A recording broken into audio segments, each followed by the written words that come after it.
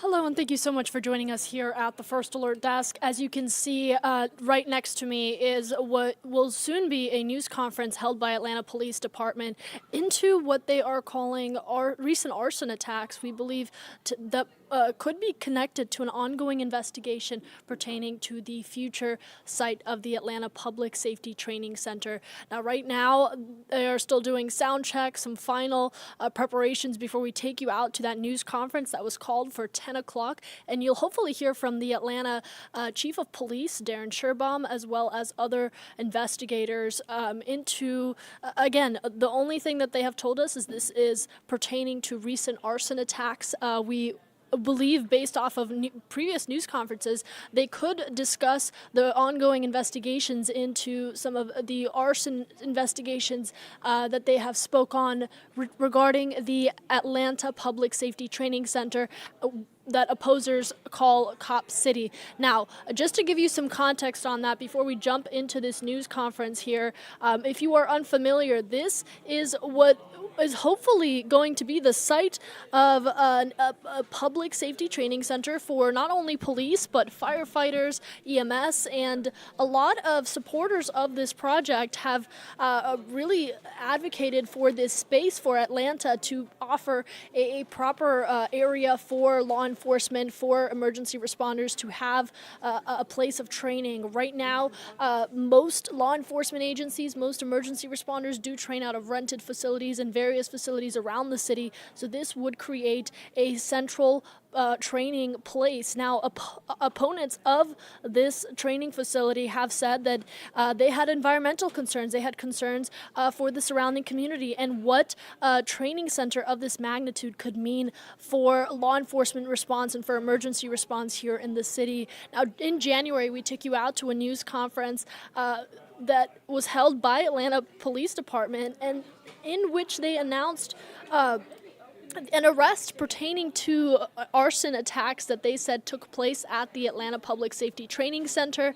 Now, 23-year-old Seth Brock Spigner was arrested in Summerville, South Carolina, and he is accused of setting construction equipment on fire and spray painting phrases like, quote, "Stop Cop City," and, quote, "If you build it, we will burn it."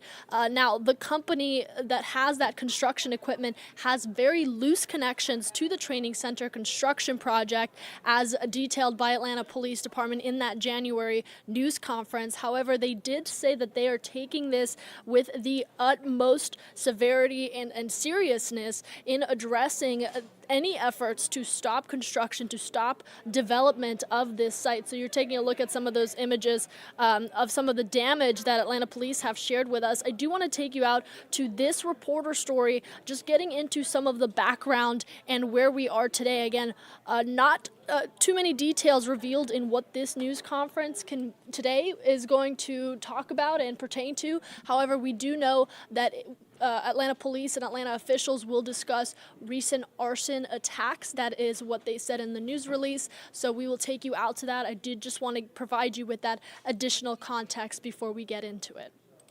We'll tell you for here. Go for engine 10. Charred construction equipment. Around 5:30 in the morning, fire crews rushed to this townhome development under construction in southeast Atlanta. Got an excavator and bulldozer. Got both involved. Got water on them now. This is absolutely horrendous, and we have to get to the bottom of this. In the last year and a half, according to city officials, there have now been 24 arson attacks, damaging at least 85 pieces of construction equipment spanning 23 states. They say are all tied to the movement against the building of Atlanta's Public Safety Training Center. They don't care about life, and they certainly don't care about the safety of Atlantans. Police Chief Darren Sherbaum last week announced a nationwide campaign to find these alleged arsonists. The city setting up more than 450 billboards in 8 different U.S. cities, asking for the public's help to track down those responsible. And they are going to be stopped. On site, an official with Brent Scarborough and Company confirmed they are involved in the building of the training facility, and this is not their first time their unrelated projects have been targeted. Well, I don't think the violence and the destruction of property is the answer to what they need as far as getting things done. Ken Lake lives around the corner from this latest fire. While against these violent acts, he wants to see the issue of the training center on a ballot for voters to decide. That effort has been stalled in the courts. In the meantime, construction equipment continues to be targeted. It appears to be some construction equipment that's going to be on fire at this location. And this has got to stop. Patrick Quinn, Atlanta News First. That was our Patrick Quinn. Again, that arrest happening just last month. And to really emphasize what a serious matter this is for Atlanta Police Department officials, they have not only launched that nationwide campaign, have pulled resources, but at some point there was a $60,000 reward for information that would lead to an arrest into these protests, specifically the criminal attacks that they said have been happening at the site. That has since grown to a $200,000 reward, and that money being pooled from the FBI, the Bureau of Alcohol, Tobacco, Firearms, and Explosives, the Georgia Arson Control Board, and the Crime Stoppers of Greater Atlanta. So still an ongoing matter for them, as you can see here with this news conference getting underway here any moment now. Now, as soon as we do start to hear remarks, we will take you out live. In the meantime, I want to get you caught up on the other stories that we're following here in Atlanta, starting with this one this morning, taking you out to some of the footage that our Atlanta News First breaking news First Alert tracker got. If you were joining us on our morning show, a suspicious death investigation now underway in Decula, Georgia. Gwinnett County Police telling us that a man was found shot to death in the parking lot of the Preserve at Peachtree Shoals. Now, we are told this is an apartment community for people 55 years and older. Right now, police are still on scene investigating. Authorities say they do not believe this is a homicide at this time. We will let you know any and all information that does come out of this. And another story that really rocked the community in Barrow County. This one just heartbreaking to share with you. Deputies investigating after 3 people were shot and 2 were killed in a home in Winder. The Barrow County Sheriff's Office responded to reports of, quote, possibly multiple people inside a home that have been shot in the Kendall Park subdivision. That was directly from the Barrow County Sheriff's Office Facebook page. We have since learned that 3 people were shot. 2 of them did not survive their injuries and unfortunately died. Authorities say it does not appear that the public is in any immediate danger at this time. We will, of course, follow this story closely and bring you updates as they develop.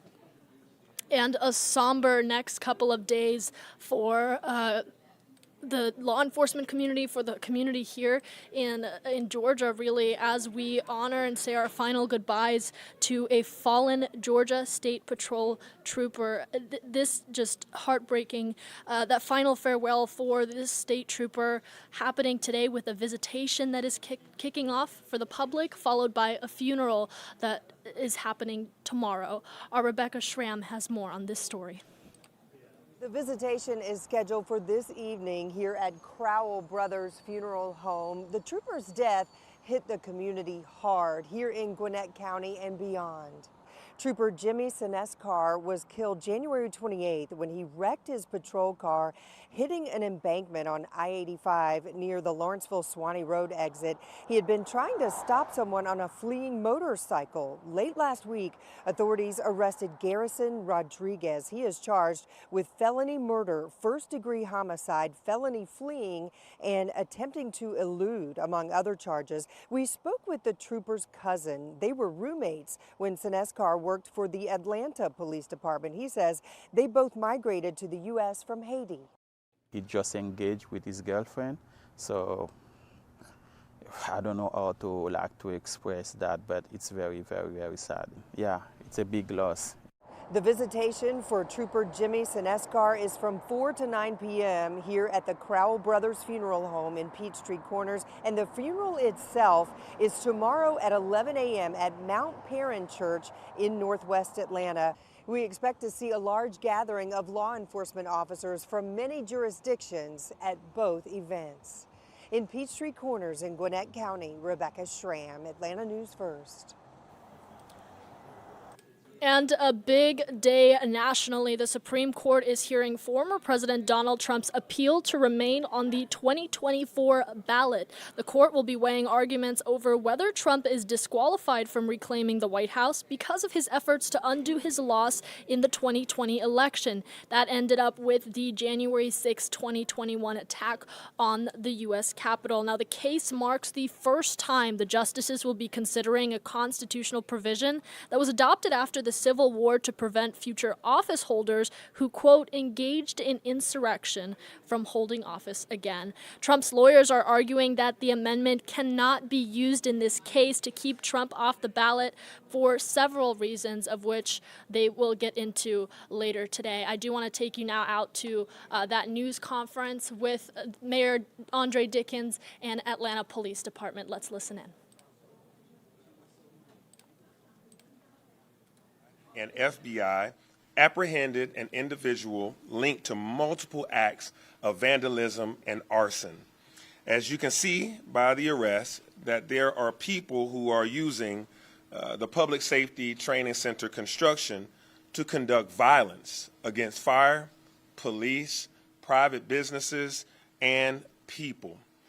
There have been over 24 acts of arson recently, and I'm grateful to our law enforcement partners for taking the first steps to bring the alleged attackers into custody.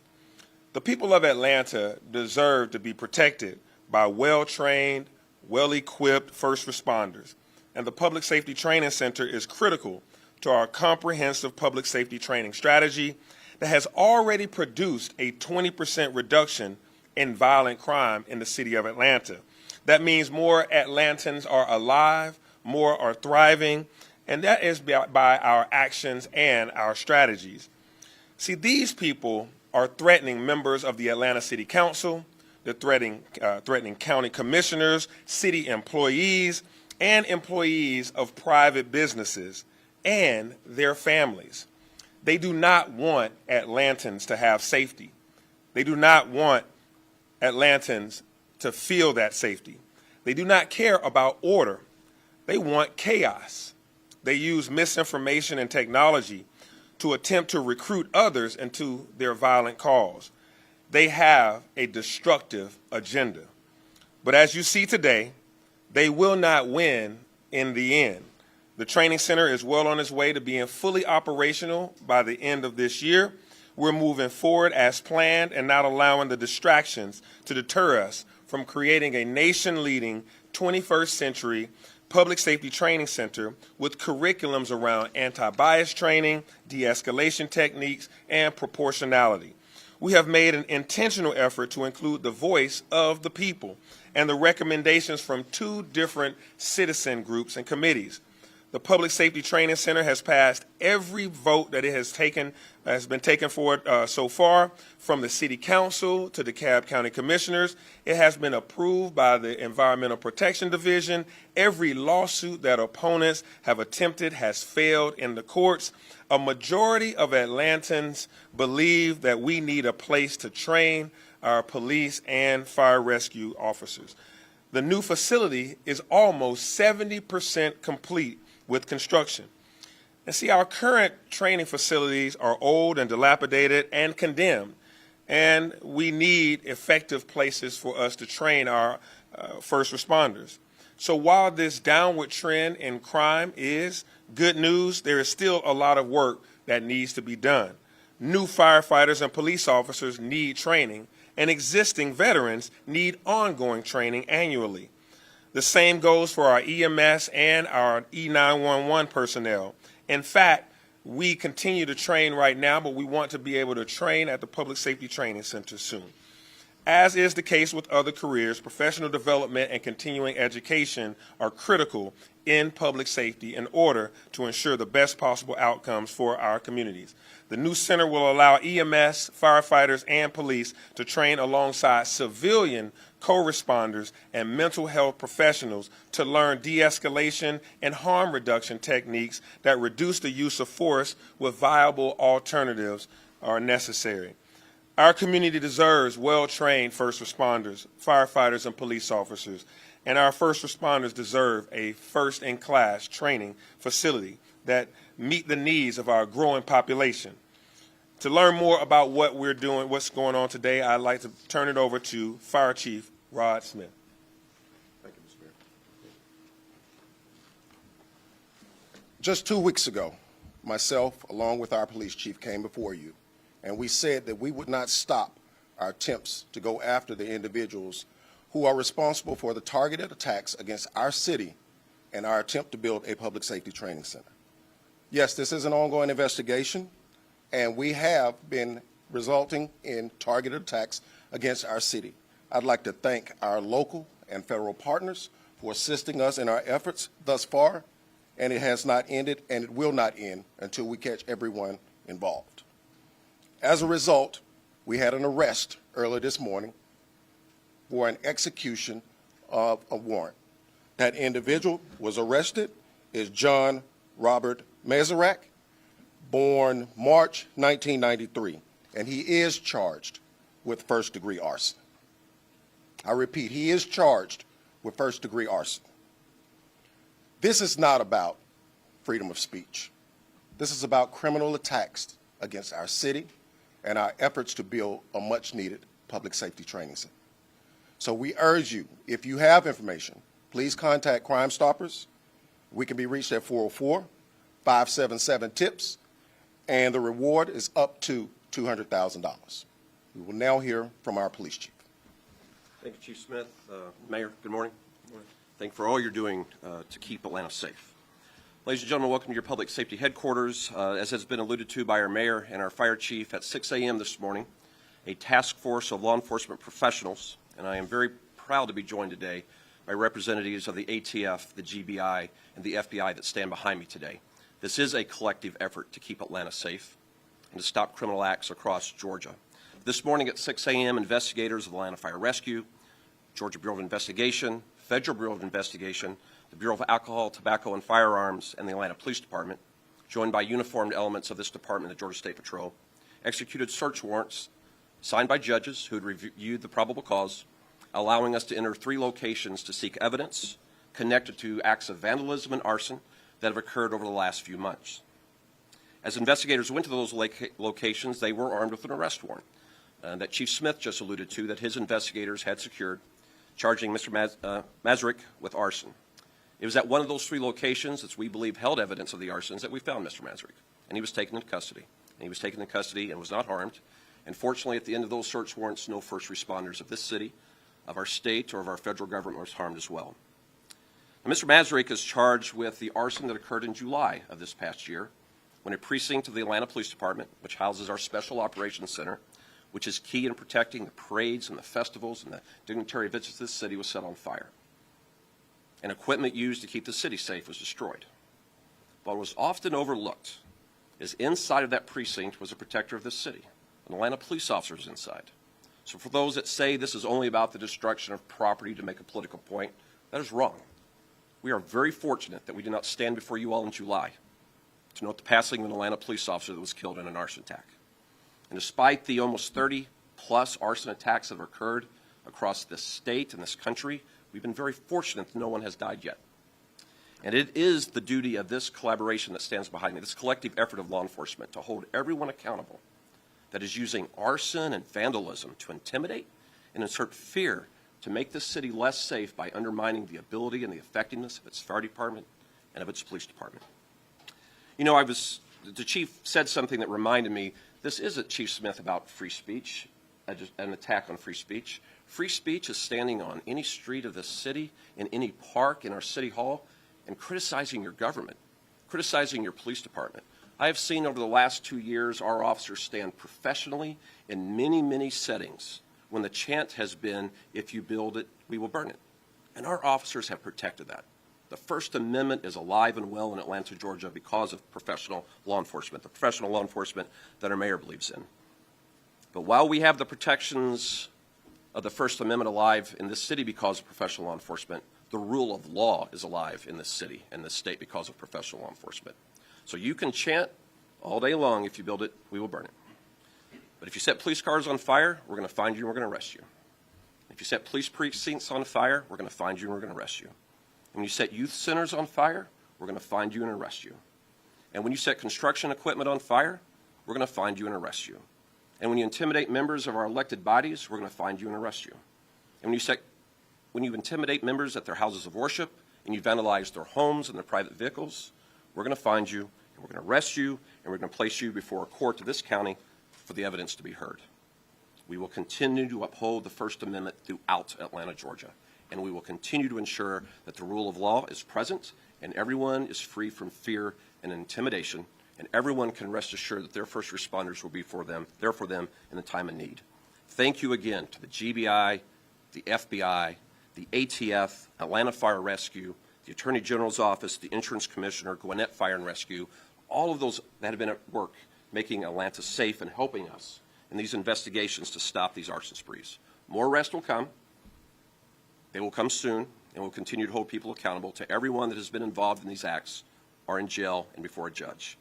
Crime Stoppers, you heard our fire chief mention it. There is a reward up to $200,000 for information leading to the arrest and the conviction of anyone that has been involved in a fire right here in the state of Georgia. Please continue to call that number. Please, members of the media, continue to highlight that number. It is very critical and key to our success in this investigation. So thank you, Mayor, and thank you to our law enforcement partners for their work on this case.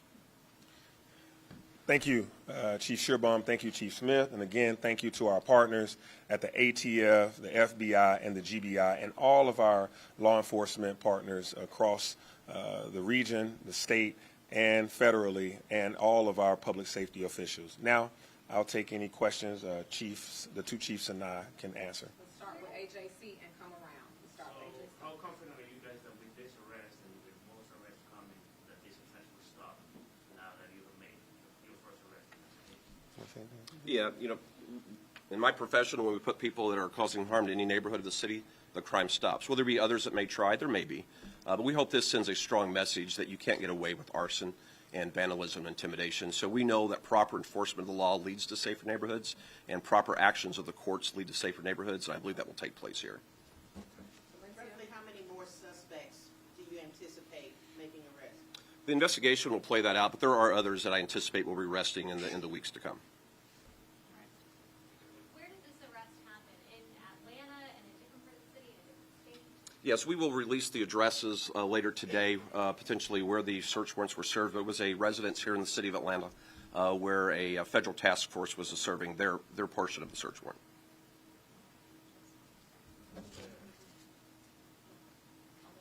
Yes, according to Francisco and Channel 2, what evidence did you find at those locations that led you to believe that this person should be arrested for arson? Certainly, we're processing all of the locations now. The evidence to make that arrest had already been in possession of law enforcement even before we executed the search warrants this morning. And keep in mind, before any law enforcement agency can ever enter a home or make an arrest, we have to present our evidence to a judge that is neutral and detached to have them to assure that our actions are proper. So the arrest warrant was signed before today, and the arrest warrant was not connected with the search warrants. Those were independent of the arrest we'd be making once we located this gentleman. Can you tell us anything about Mazarek? Is he from here? Anything else? Currently a resident of Atlanta, Georgia, moved here from Illinois a few years back. So you guys alluded a lot to the Crime Stoppers reward, $200,000. I know the investigation is still ongoing, but how were you guys able to track him down, link him to these to be able to get the search warrant, get the arrest warrant? Was this related to a public tip? Someone called Crime Stoppers? Or was this something just good investigative work from the fire department, the police department to be able to make this happen? Yeah, the investigation is still ongoing. So we're not going to be able to speak specifics. Of course, Crime Stoppers is anonymous, and so we can never be able to speak to tips that came through that location. But this is a collective effort. There's a lot of capabilities being deployed by our federal, our state, and our local partners. Is Mr. Mazarek only being charged with one arson in that attack or other? Right now, it is one arson, sir. Yeah. Yeah, I was going to ask if it's clear if he's connected to any of these other almost 30 cases. The investigation is very active, ma'am. There's a reason we served 3 search warrants today. We are looking in a wide range of areas where we believe evidence is held that will identify who is responsible for the others and who else was responsible besides this gentleman. You said that there were 3 locations. Were they all in the city of Atlanta? 2 were in the city of Atlanta. 1 was in an unincorporated DeKalb County. Yeah, I was just going to ask again about the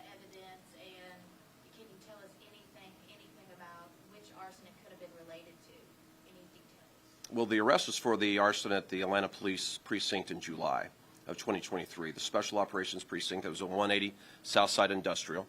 That is where motorcycles of this department were set on fire. That is the precinct that was occupied at the time that we allege that Mr. Mazurek set that fire, and that is why he was arrested this morning. Do you have an idea of the dollar amount of the damage during that arson attack? Our Public Affairs unit can get that for you. I do not have that right in front of me right now. Just lost it right on my head there. So when you guys came out last 2 weeks ago, we heard from the Stop Cop City folks saying that they're going to continue doing stuff like this or these public demonstrations because they just don't feel like their voices have been heard. This may be a question for the mayor. Feeling that they aren't getting to be able to, they feel that this should be stopped. They have 100,000 signatures on a petition ballot, and they just feel that their voices aren't being heard here, and this is their way of being able to make their voices heard. I mean, any comment on that? Yeah, this is not the way to make sure your voice is heard. This is destructive, this is criminal, and this is leading to someone being arrested and going to jail. So this is not the way to make your voice heard. The way to make your voice heard is to write letters or send information that you think that we can make alternate decisions by going to city council, by asking us what changes we can make. But this is why we had two distinctive different sets of citizen groups provide input that we have incorporated just about all of those citizens' input. Things from changing the front entrance from Key Road to Constitution, things like making sure that there's publicly accessible park space and trails, to making sure that we move the firing range to a different location. Dozens of decisions have been made based upon qualified, good communication with the community. But violence is not the way to communicate to elected officials, not to your public safety official. Violence and arson and vandalism is communicating that you have a political message that you're trying to send, as well as a destructive message, not a constructive one that would lead to safety in our community. So what I would say to them is, make sure that you learn how to use your voice in a way that Dr. King and others have used their voices to affect change, but nobody should be setting fires or destructing public or private property or threatening people and intimidating folks.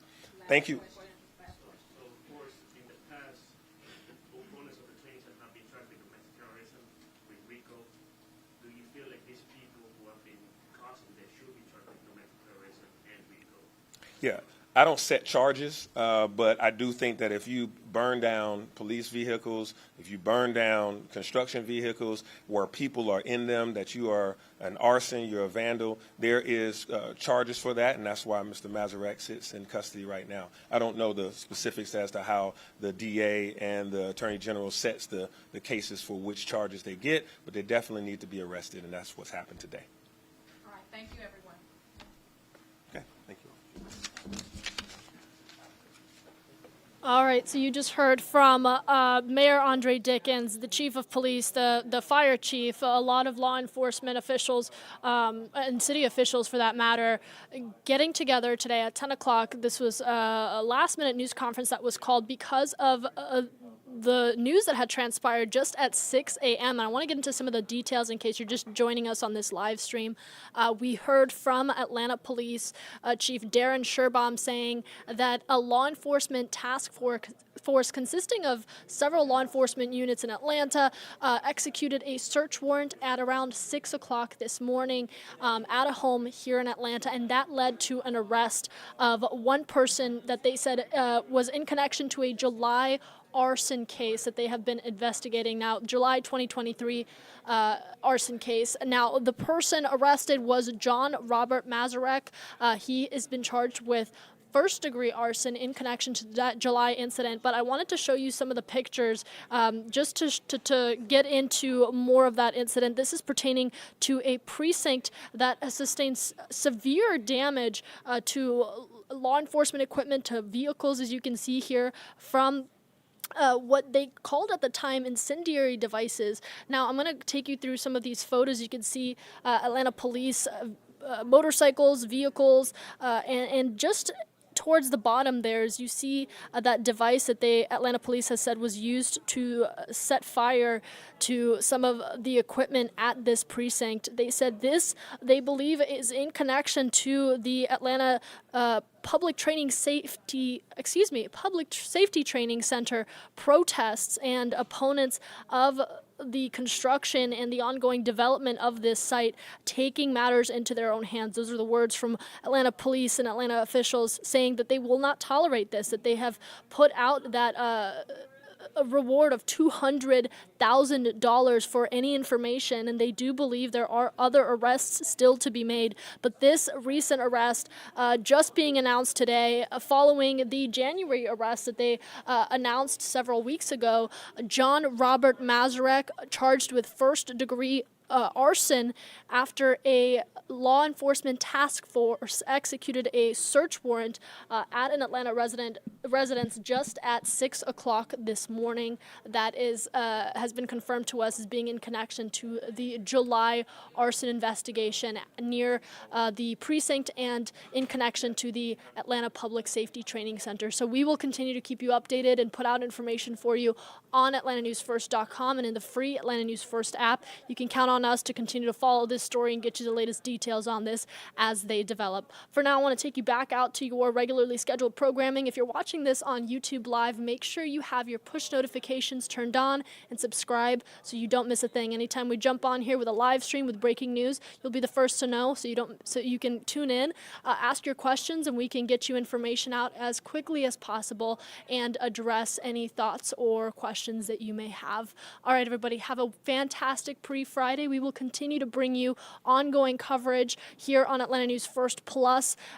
Coming up here in the next 30 minutes, we will take you out to another news conference at 11 o'clock a.m. where we are expecting to hear remarks from Atlanta Mayor Andre Dickens. So make sure you tune in from wherever you're watching. Have a great day.